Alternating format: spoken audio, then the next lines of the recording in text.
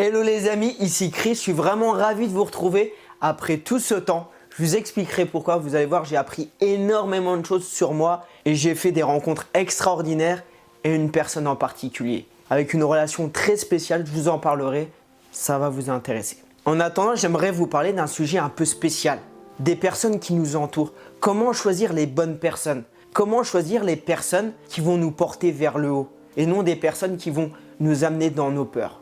La première question à se poser, c'est avec cette personne-là, est-ce que cette personne me met dans une meilleure énergie ou dans une moins bonne énergie? Est-ce que après avoir passé du temps avec, est-ce que je me sens mieux? Est-ce que j'ai plus confiance en moi? Est-ce que je suis plus déterminé dans ma vie? Est-ce que je suis plus heureux? Ou au contraire, est-ce que je vois de plus en plus de peur? Est-ce qu'elle m'a mis de plus en plus de doutes? Faire un tri dans sa vie sur les personnes qui nous portent vers le haut et des personnes qui nous tirent vers le bas est hyper important. Parce que toutes les études nous montrent aujourd'hui qu'on est la moyenne des 5 personnes que nous côtoyons le plus. Vous avez sûrement remarqué que lorsqu'une personne a un tic de langage et qu'on la côtoie, on a tendance à prendre le même tic de langage. Et c'est pareil sur sa détermination. Donc si vous êtes entrepreneur, si vous êtes coach, thérapeute notamment, entourez-vous de personnes qui vous portent vers le haut, de personnes qui ont un but, de personnes qui avancent vers leurs rêves, qui aident d'autres personnes, qui vous disent « tente ta chance, qu'est-ce que tu crains? Dans le pire des cas, qu'est-ce qui va t'arriver? D'être fier de toi, d'être heureux, d'avoir appris des choses. » Alors que si tu t'entoures de personnes qui te disent « tu sais ce que tu risques? Imagine ça ne fonctionne pas, qu'est-ce qui va se passer ?» Ici, tout est une question de focus. Si je me pose une question pourrie, est-ce que je suis sûr à 100% de réussir? La réponse est non. Et donc, je ne fais rien, je reste à ma place, comme 90% des gens. Et si tu regardes ceux qui réussissent dans leur vie, réussir, c'est simplement être heureux, réaliser ses projets, tout simplement. Ceux qui ont réalisé des choses, des projets, qui sont portés vers quelque chose, ils ont juste écouté leur cœur, ils ont été. Aucun chemin n'est sûr à 100%. Aucun. Par contre, ils se sont posé cette question. Est-ce que c'est sûr à 100% que je ne vais pas réussir? La réponse est non. Essaye de côtoyer ces personnes-là qui ont réussi des grandes choses, qui t'inspirent. Et tu verras que ces personnes ne te diront jamais « arrête, c'est trop risqué ». Elles te diront « tente ta chance, tu crains rien ». Dans le pire des cas, tu vas apprendre. Tu vas grandir en tant que personne. Et au lieu de regarder juste le résultat, ces personnes-là, qu'est-ce qu'elles regardent?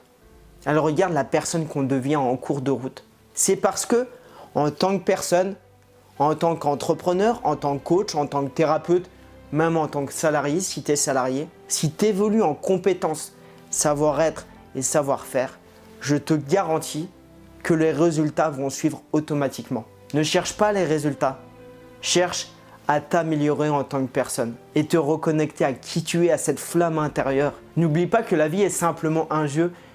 On est là pour s'amuser, pour expérimenter et faire juste de son mieux. Au lieu de chercher à avoir un résultat au top, de se mettre la pression, on fait juste de son mieux. Donc entoure-toi de personnes qui t'inspirent, des personnes qui te portent vers le haut, qui croient en toi. Si ton conjoint ou ta conjointe a un but, un objectif, un rêve, supporte-le, supporte-la dans ce rêve, dans ce projet, même s'il est fou, même s'il peut paraître fou. Parce que le but, ce n'est pas d'atteindre le sommet de la montagne, mais prendre du plaisir et grandir en cours de route. Donc entoure-toi des personnes qui sont là pour toi, en qui tu as confiance et qui te portent vers le haut.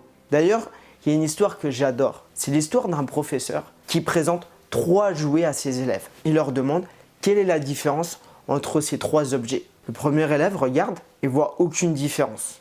Les 3 mêmes personnages. Et à un moment, il observe 3 différences. Le premier a 2 trous, un dans chaque oreille. Le deuxième a un seul trou. Et le troisième a un trou dans une oreille, un trou dans sa bouche. Pourquoi ça? Demande l'élève. Le professeur lui dit simplement, ça représente les personnes que tu vas côtoyer dans ta vie. Certaines personnes vont avoir l'information qui va rentrer dans une oreille et ressortir par l'autre. En réalité, elles ne t'écoutent pas, elles font juste semblant et ça ne les intéresse pas. Le deuxième type de personne va avoir l'information qui va rentrer dans une oreille et ressortir par leur bouche de façon déformée. Et le troisième type de personne, avec un seul trou, l'information rentre dans l'oreille et ils gardent ce secret pour eux. Ces personnes-là, ce sont les personnes qui sont bonnes pour toi, qui sont là pour t'écouter, en qui tu as confiance. Entoure-toi de ces personnes en qui tu as confiance, qui te supportent dans tes projets, qui te donnent de l'énergie, qui te donnent plus d'épanouissement, plus de bonheur quand tu les rencontres, quand tu es avec elles, simplement. Si dans ton entourage, tu n'as pas de personnes qui te portent vers le haut, essaye de les trouver. Si tu es hypersensible, essaye de rencontrer des personnes hypersensibles également. Si tu es éveillé au niveau spirituel, énergétique ou en développement personnel, rencontre des personnes qui le sont également parce qu'elles vont te porter vers le haut, t'apprendre des choses et entre nous, discuter de choses essentielles sur la vie. Qui suis-je? Qu'est-ce que j'ai envie de faire de ma vie? Qu'est-ce qui me fait vibrer? Qu'est-ce que j'ai envie de faire du restant de mes jours? Ça a plus de sens que de parler de la météo, du beau temps ou même du coronavirus. Autour de toi, il y a énormément de personnes qui sont éveillées, qui sont comme toi, sensibles, hypersensibles, qui te ressemblent. Et des personnes qui ont envie de faire de grandes choses dans leur vie. Pas des grandes choses pour les autres, pour la société, mais pour elles. Être simplement heureuses et épanouies en utilisant leur talent, en faisant ce qu'elles aiment, tout simplement. Donc entoure-toi des personnes qui t'inspirent, qui te portent vers le haut et n'aie pas peur de te débarrasser, de prendre de la distance avec des personnes qui ne te portent pas vers le haut, qui te tirent vers le bas. La vie est juste un choix. Et n'oublie pas que les 5 personnes que tu côtoies le plus ont un impact sur toi.